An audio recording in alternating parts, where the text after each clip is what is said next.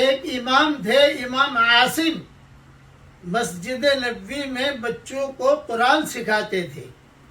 ان کے منہ سے بہت خوشبو آتی تھی.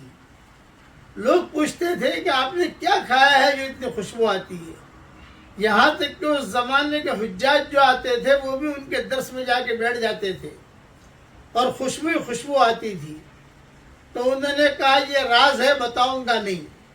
لیکن لوگوں نے پوچھا تو انہوں نے کہا میں نے رسول اللہ صلی اللہ علیہ وسلم کو خواب میں دیکھا کہ اے عاصم تو چھوٹے بچوں کو قرآن سکھاتا ہے، لا تیرے ہونٹ لا میں اسے چوموں. چنانچہ حضور صلی اللہ علیہ وسلم نے بوسہ دیا اور چوما. وہ اس کی برکت تھی کہ ان کے مرتے دم تک ان کے منہ سے خوشبو کبھی ختم نہیں ہوئی. قبر میں جب رکھا گیا تو بھی ان کے منہ سے خوشبو آ رہی تھی.